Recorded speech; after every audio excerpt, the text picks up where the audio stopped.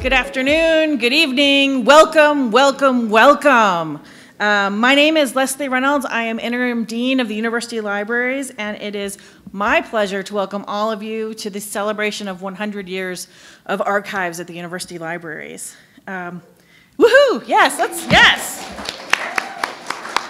I would first like to welcome Friends of the Libraries members. I'm assuming we have Friends members here. There's some right there. So glad you're here.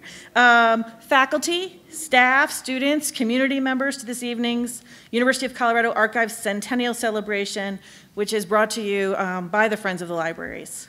So now it's my pleasure to introduce Russ Moore, the Provost and Executive Chancellor of Academic Affairs at Cu-Boulder campus. I'm going to talk to you about you just for a little bit, Russ. For those who don't know, Provost Moore is a professor in integrative physiology and an adjunct professor in the Department of Medicine at the University of Colorado Anschutz Medical Campus. And at CU Boulder, he served as department chair and co-chaired the flagship 2030 Task Force on Research, Scholarship, and Creative Works. He was appointed to serve as the Associate Vice Chancellor for Research in 2006 and was appointed to serve as Interim Vice Chancellor for Research in 2009. Dr. Moore began his services as our Provost and Executive Vice Chancellor for Academic Affairs in October of 2010. He has served as Interim Provost and VCAC for July 1 to October 12, 2010. That's really interesting. I did not know all of that. So thank you for putting that bio together for me. So please join me in welcoming Provost Moore to the stage.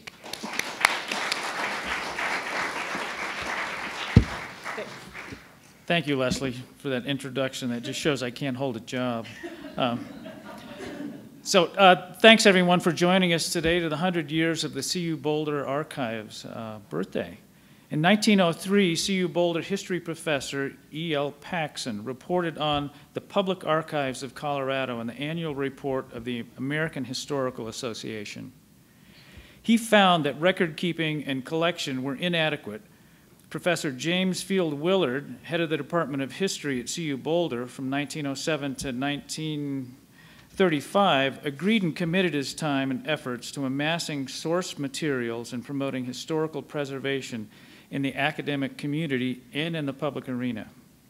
Dr. Willard's first project, funded by the State Council of Defense, Colorado's Patriotic League, individual citizens, and the University of Colorado Board of Regents, documented citizen and state activities during World War I. I might add that if there's any citizen groups with these same names tried to partner with the campus today, Twitter would catch fire and Boulder Faculty Assembly and the Daily Camera would launch many investigations. But despite the archaic names of the organizations, the collection that was compiled became, in 1918, the foundation of the University of Colorado Boulder Archives. Since 1918, our archives have expanded into more than 1,500 collections. These collections boast a variety of subject specialties, including materials related to the Atomic West, labor history, environmentalism, and of course, the history of Boulder and our university. This afternoon, we celebrate not only this rich historical past, but what is to come. The CU Boulder archives are leading edge, vital resources for projects that are building a more representational historical record than ever before. From photographs to hard drives, diaries to email threads, our archives are now actively collecting materials that seek to showcase all that Boulder's historical record has to offer. We look forward to partnering with community groups to collect materials and develop programming that truly represents our collective story.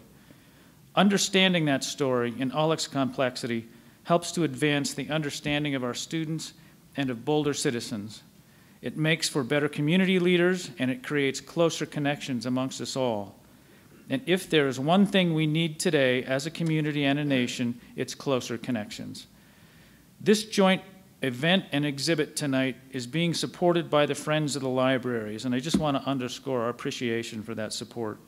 We hope that you'll take the opportunity to immerse yourselves in the history of the archives and in the highlights from the collections, and that then you'll take extra steps to learn how you can become part of these collections. Now let me turn the stage over to Heather Ryan.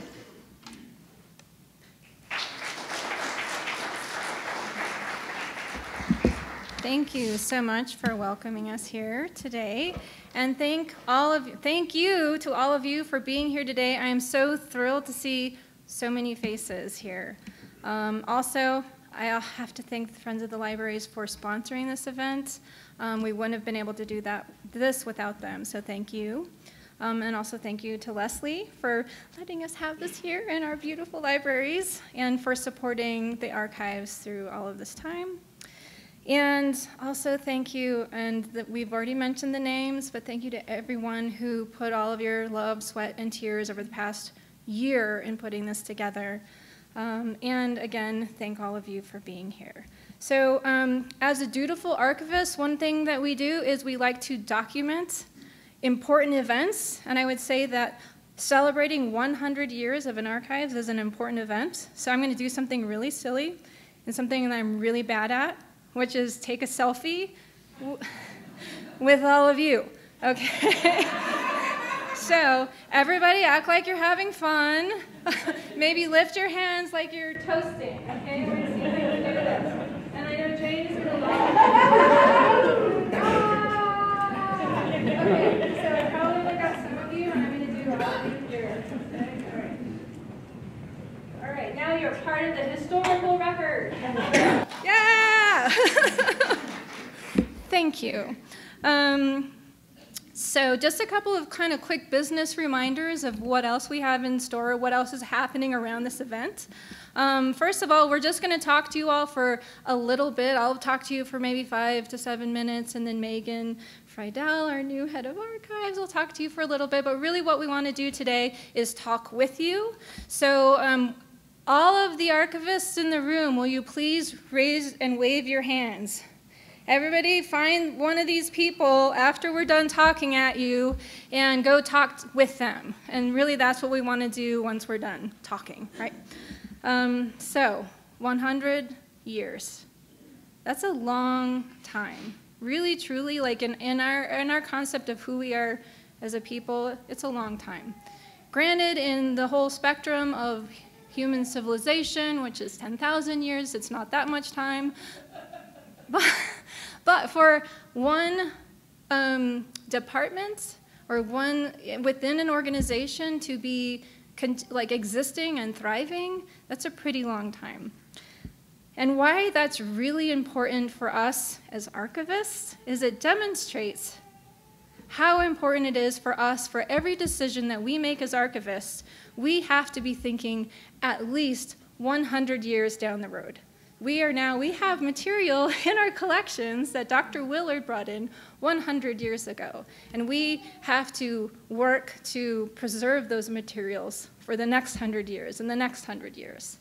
We also have to consider what people are going to be interested in knowing, what they're going to be interested in coming into research in 100 years. So archivists, we're actually futurists, right? Like, what will people want to know? What can we collect? What things about who we are as a people today can and should we collect to tell the story, to send the message to the future of who we are today and who we were 100 years ago? And that message to the future concept, actually, I think we all we know it as archivists, but one of my favorite colleagues from University of North Carolina, Chapel Hill, Regan Moore, really drove that point home and sort of coined that phrase of when we are preserving these things, what we are doing is sending a message to the future, right? And what is that message that we want to send? We have to think about that. That's what we do every day. So not only are we thinking about what people want to research in the future or what we should collect now, but we also have to think about how to preserve it. How do we preserve this material for access 100 years from now? Every decision we make, every way that we store it, providing access to it, we have to think about making sure that it's accessible in 100 years. And one of the things that we are doing, and there's been a big push to do over the past, I would say, couple of decades, is digitizing these materials. So if we digitize these materials, it helps both providing access to it and preserving it. So people can look at these items without actually having to handle them. So we have 1,500 collections, over 1,500 collections, and about 1,000 linear feet. So just picture that in your mind for a minute of material. So lots of material that I know most people want to see digitized and want to see accessible online. The unfortunate thing is it takes a lot of time to do that correctly and to do it by standards and to do it in such a way that we can preserve it over time. And so, to that end, we've just created a digitization gift fund. So it takes time and money, right? Time is money. So we have a gift fund open now. So if anybody is interested in helping and donating to that gift fund, come talk to me. Again, I have pockets full of business cards. I can give you my business cards, and we can talk about how you can do that. And then we can use those funds to help get more of our content digitized and accessible online sooner, right? That's the goal. So the other thing is, so we have our old, you think archives, you think old vellum and papers and cursive, right? Who writes in cursive anymore, right? Yeah. One of my favorite things to ask when I was teaching grad students is like, how many people in the room took cursive classes? Yes. Okay, there will be a day when there will be young people who have never written in cursive, and if they come in to use our collections and see all this like old 19th century cursive writing, they're not going to be able to understand it. But that's a problem we'll deal with down the road. Okay, so we have these beautiful documents written in cursive, but okay, so I would say probably everybody in this room has some sort of paper records at home, right? Yes. But think about how you are creating your history right now. What are you doing that on? Your computer. These things, right? I just documented today on this thing, right? So you don't think about, often you don't think about this now digital and these mobile devices as being, this is my archives, right? These are my papers. This is what I will give to the archives when, I'm retiring, maybe. We'll see. Yeah, so we are now faced with the challenge of how to preserve that digital content over time as well. And we are very lucky to have with us, Walker, are you here? Walker's not here. He's our digital archivist. And so he is amazing, and he does a lot of work. We get boxes coming in from people's papers. There will be literally papers. There'll be some VHS, yes. And we'll have some floppy disks, and sometimes hard drives and laptops. This is what archives of the future are going to be, more and more. It'll be less of the papers. It's usually like 3/4 papers and 1/4 digital, and it's going to be more and more of the digital over time. So we are doing a lot to collect and manage and provide access to that material as well, which is exciting. That's sort of what my passion is. So to that end, I just want to share just a couple of quick things that we have done in the past year and a half to sort of bring us up to speed on things and to help preserve and provide access to our content. Actually, Jane, the mastermind, just started revamping our web pages. So if you want to go to the University Library's website, you can find our web pages. We're providing a little bit more information there now. And we also just launched our archive space, which doesn't mean much to you other than it now allows anyone to go online at archives.colorado.edu and browse all of our 1,776 collections that are described there. So instead of having to email us and get us to send you finding aids, you can find that information anytime, anywhere in the world that doesn't have restricted internet, right? And we are also in the process of refining and launching a digital preservation system so we can have multiple copies of all of our digitized and born digital files and sort of distributed globally. So we, doing checksums and a bunch of other techie stuff. I won't bore you with that, but to preserve our digital files. And so that will be coming up in the future. So what I'm most excited about that's happened 1 month ago is we just hired our new head of archives. Megan Friedel, and I'm going to read this little thing really quickly. So Friedel comes to the University of Colorado Boulder from History, Colorado, where she was the curator of photography. With experience as an archivist and professor at the University of Alaska Anchorage, and a love for the history and culture of Colorado, Friedel brings an ideal mix of skills and expertise to the Cu-Boulder archives, which is the first paragraph of our 99th story that's in our 100. Told you I was going to tell you about it. So if you want to learn more about Megan after today, please go to the University Library's website, and in the news is her full story that they just put up today. But for now, I'm going to welcome Megan up to the stage while she shares with you a little bit more about herself and her vision for the future of the archives. So thank you.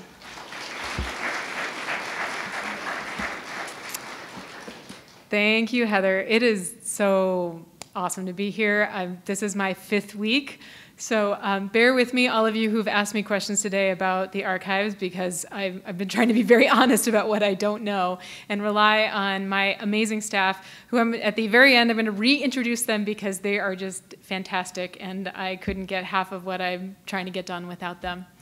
I also just want to quickly give a little shout out to someone special in the room. If this is our 100th anniversary of the archives, we have someone in the room this year who is turning 100 and is a special friend of the archives. Professor Bill Weber, who's sitting with our archivist Dave Hayes at the table there.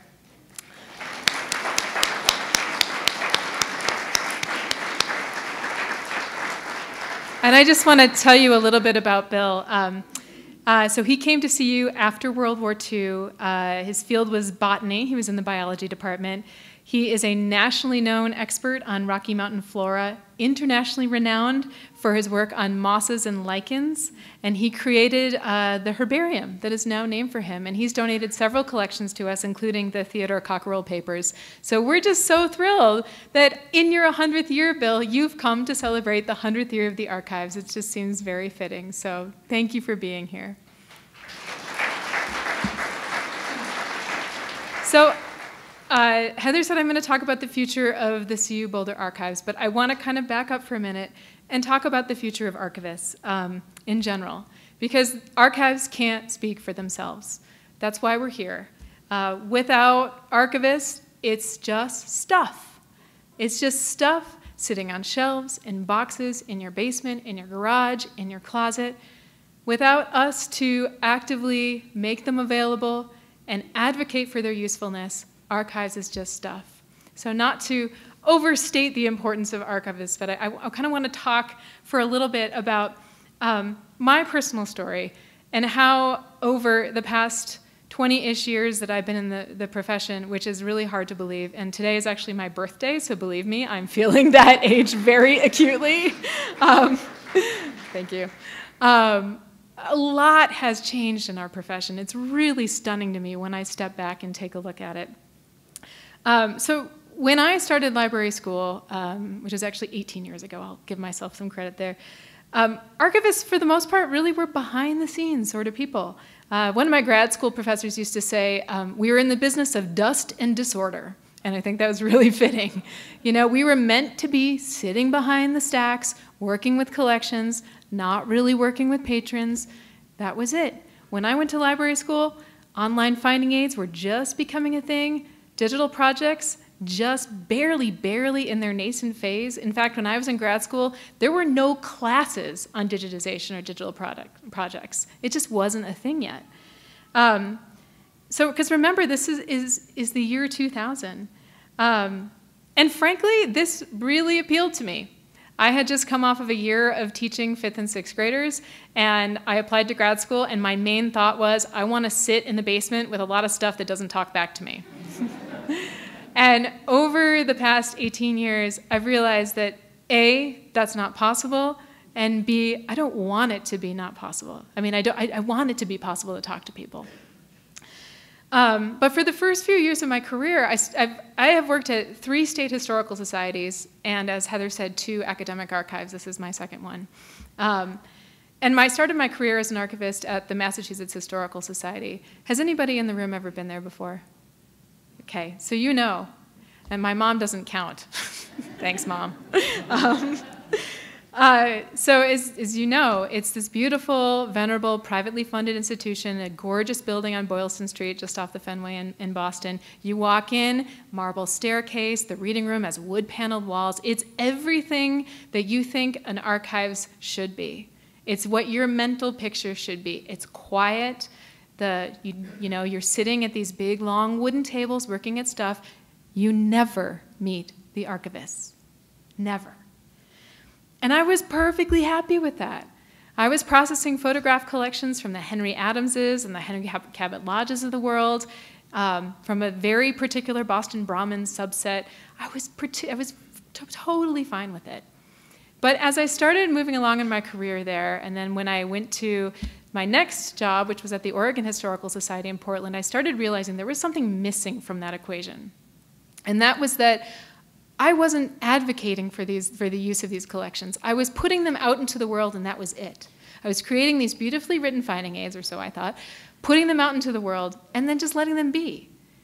And to me, it just seemed like not enough. So as I started my work in Oregon, and Oregon being a more progressive state in some ways than Massachusetts was, I started doing a lot more work with community groups, and in particular with LGBT groups in the Portland area, helping them understand what it might mean to have LGBT materials in the archives at the Oregon Historical Society, and realizing, working with them, what a big deal that was for them to feel like their story was going to be part of the quote-unquote official story of the historical record for Oregon. And that was really eye-opening for me. And I started working more and more with community groups and doing a lot of listening, saying, what's the stumbling block for you coming in the door of the archives? Because I think for a lot of people, we're that archivist in whatever Nick Cage movie you're thinking of where she slams the door in the archives, you know, thou shalt not enter here. We can't be the gatekeepers anymore. We have to be the welcomers. And not only that, but in 2008, something really traumatic happened in my life that really informed how I see my career. You know, I'd been slowly working with these community groups, but still doing a lot of the back-end processing, just sitting with the collections, putting them out into the world and letting them be. And then in 2008, the recession happened. And suddenly, this publicly funded institution that I'd been working for at that point, 2.5 years, was told by the state, you don't have any money anymore. And our administration started scrambling, and the first thing they looked to in the institution to help save money was, let's close the archives. Yeah, that's exactly what my reaction was. Somebody said, oh no, that's exactly what And it was such a wake-up call to me that all of us archivists had been sitting there just doing our work on a day-to-day basis, and no one in the institution understood the value of what we had. Those 150-some years of photographs and documents and diaries from people from Eastern Oregon and ornithologists from the Willamette Valley, our whole collection documenting the wine industry in the Willamette Valley.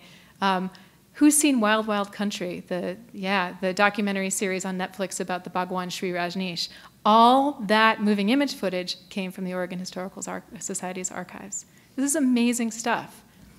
And we scrambled.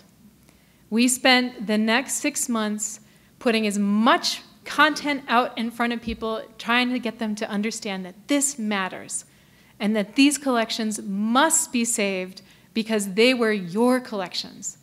They're collections for the people of Oregon and the people of the world and the people, anyone who wanted to come see them. They weren't ours. And we worked overtime, and we were able to keep that archive open with limited staff, but we were able to do it. We were able to keep the archive open. And to me, that was such a lesson that as archivists, we can't be passive. We have to be active. We have to be out in the community, talking to people, making connections at their level. So even though CU Boulder Archives is in an academic institution, what we have to remember is we're not only serving the academic community, we're serving the community at large. And that at large can be as big as we want it to be, and it should be. Not only that, but we have to make sure that our archives are reflective of diverse voices.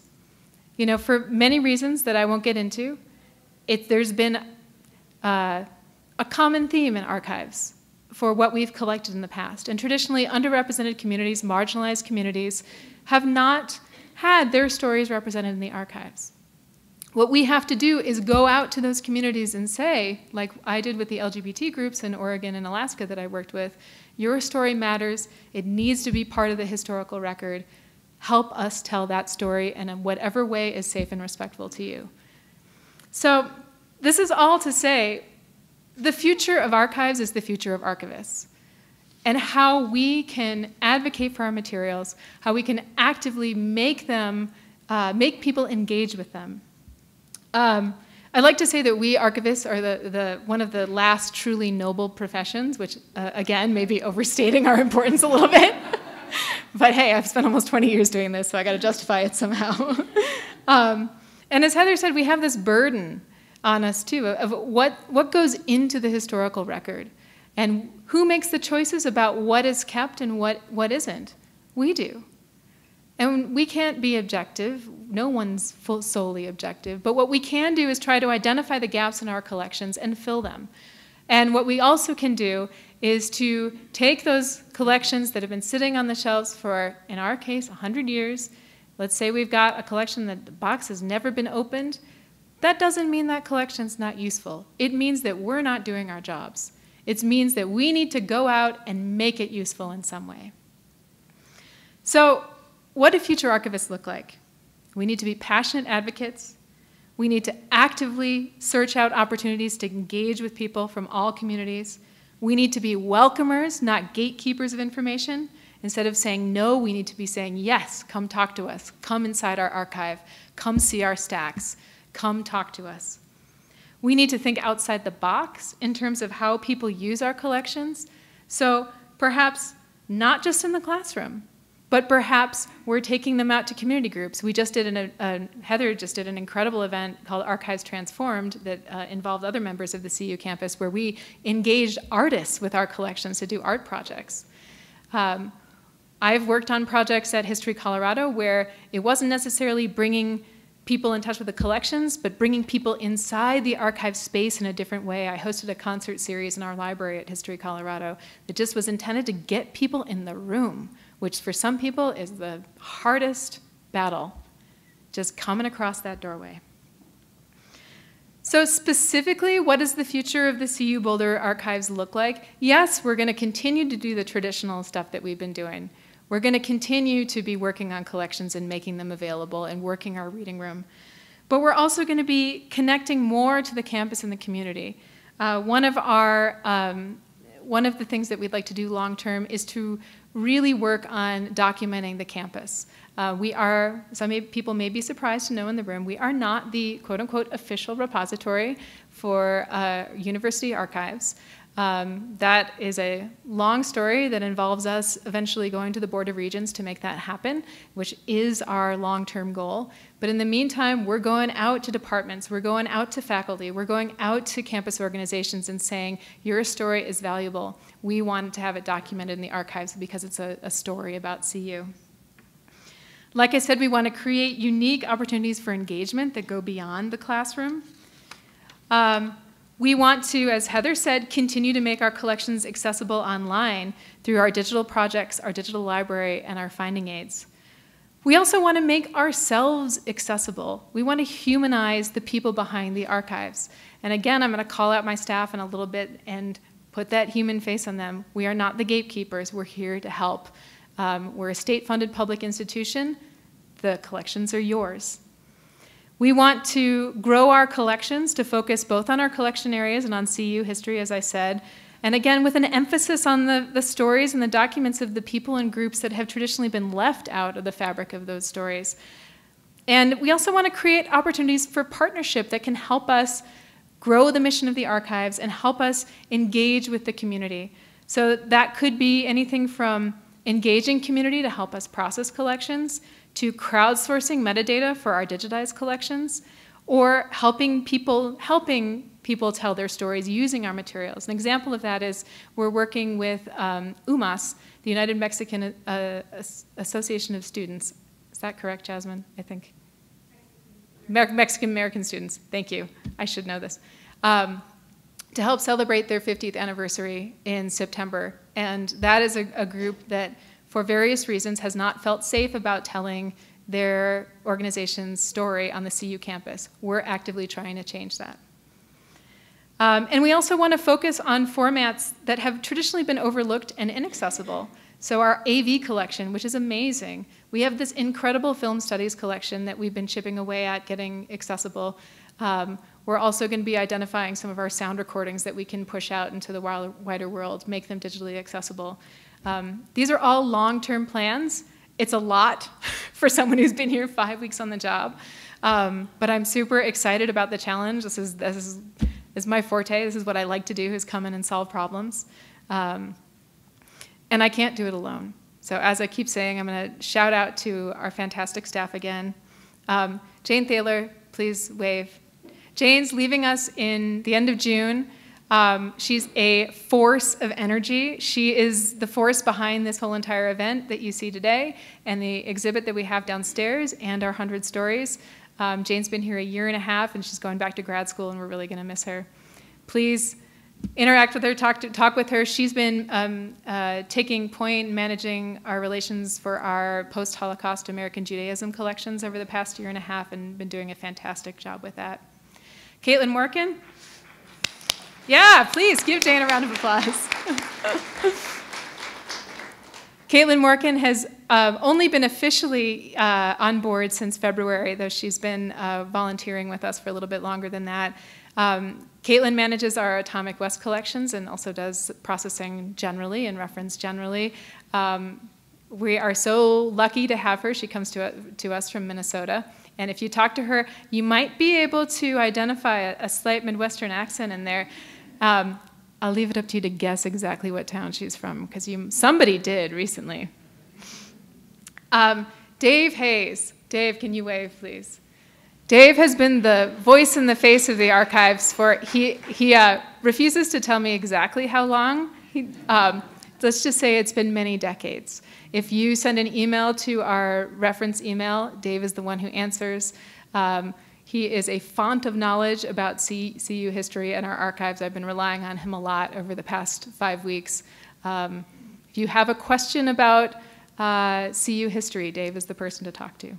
Give him a round of applause. He deserves it. Jen Sanchez up here, who's going to be leading our tour at 5:10, so don't forget.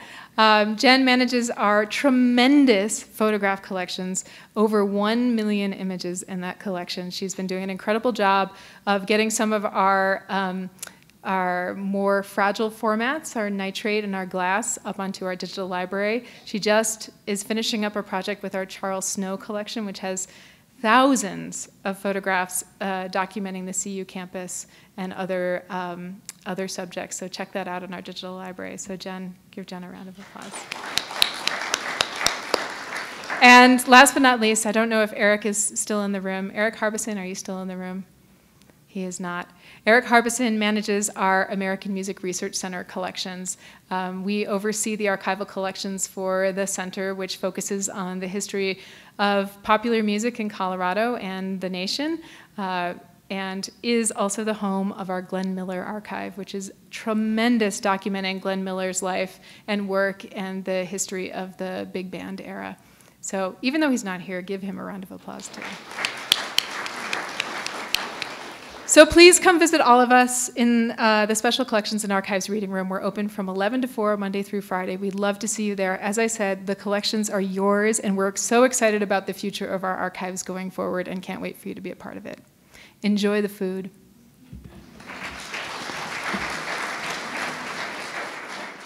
All right, thank you, Megan. Thanks all of you. And those of you who are interested in the tours, you can start looking for Jen and Caitlin to lead you down into the basement.